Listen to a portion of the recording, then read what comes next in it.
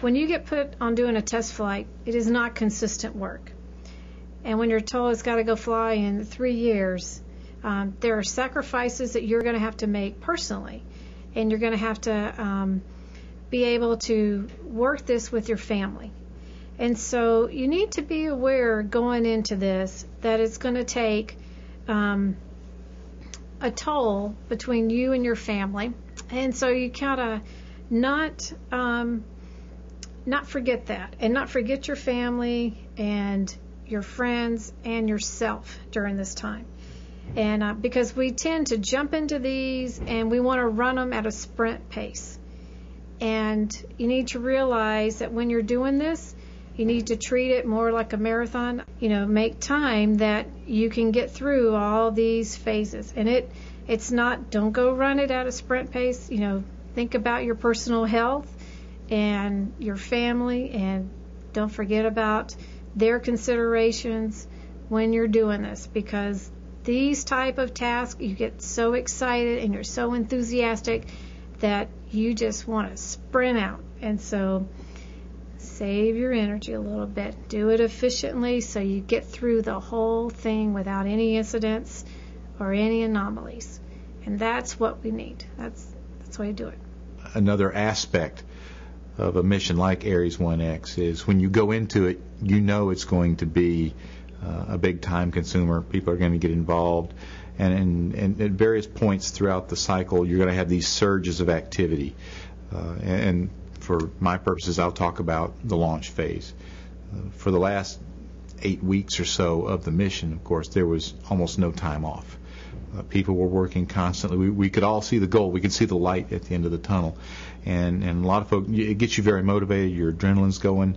At some point, you have to keep an eye on the folks, especially as the managers. You have to look out, and look at the folks who are sitting at the table from 8 a.m. until 10 o'clock at night. You look around and see who's feeling the stress when you talk to them. That's one of the big things, and we've emphasized this several times, is the personal part of it. Get to know your people, build a team. You look out for each other. And as the managers, you especially have to look down and see the other folks. As a manager, you may have been through this before because you've got that bit of extra experience. You know kind of what's going on. You know for yourself what to look out for. The other younger members of the team may not recognize it. Now, they're feeling stress, and you know that that's being translated to what's going on at home. So you want to make sure, as a manager, you're watching for that. Maybe we needed to take a day off towards the end. I can't swear that would have been the right thing to go do, but I know a lot of people were feeling some pretty good stress going through those last few weeks as we were getting down to the launch, and we were spending so many hours a day in meetings and in windowless conference rooms, hour after hour.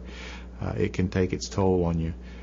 I will say we were also pretty excited because we knew we were getting near the end of this thing, but it's tough. It's very tough, and the lesson, of course, is watch your people. Everybody look out for each other, but as managers in particular, we've got to look down and see how those folks are doing and pay particular attention to that. Ares 1X was a very challenging and stressful project for the personnel working on it, not just in our team, but across the entire mission endeavor.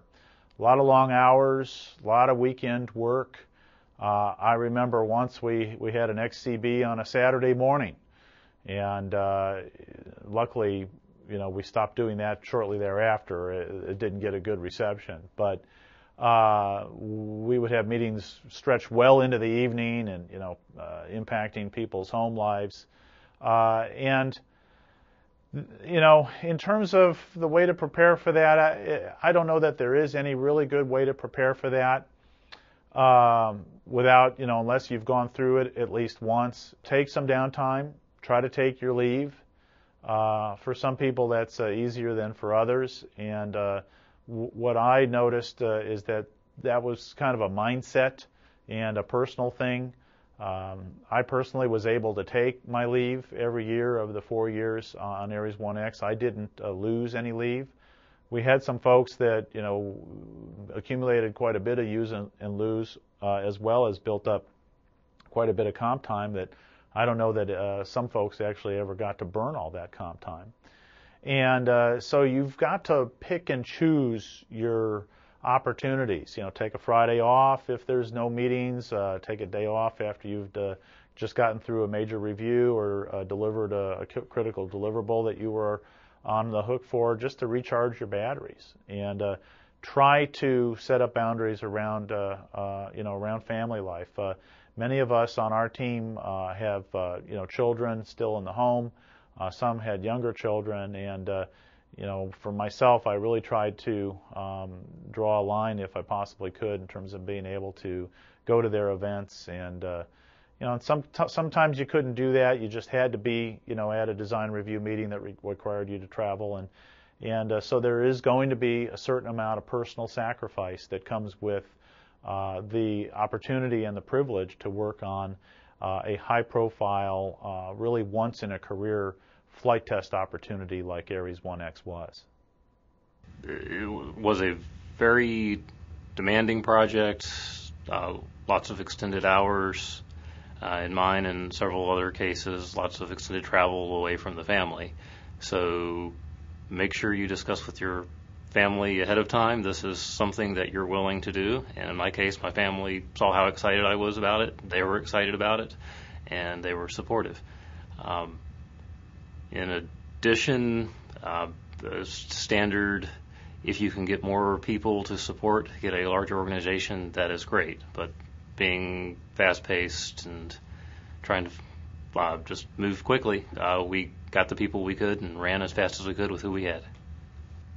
Fortunately, we forged several great friendships with people throughout the team, and we were there for each other to be able to stand in when somebody needed help. For example, one of my people had some family medical issues, and the others of us went in and took the extra hours to take up while he was doing it.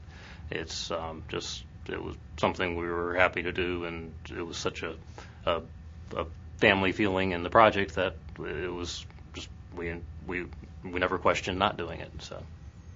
Yeah, I guess getting a team that you work with together closely and that you understand helps you to be able to realize when they're in need, even when they don't say it. It's with such a fast-paced, demanding program, it's important not to overpush people and to be able to be flexible enough to change out people even just temporarily when needed.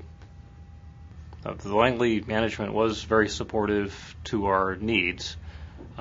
We did take on a lot more than we felt typical for any of our previous projects, but when we did feel the need for help and we did approach management and say, we need this, they did listen and they did respond. We had the relationship where they realized if it gets to the point where I'm asking for help, I obviously need it, and they would do something about it. For me, one of the personal greats was my son was asked this spring what his favorite memory was. He had to write a paper for school, and he wrote about the Ares 1X test launch, was able to bring him down to see it launch. So it was another thing that made it worth it to me.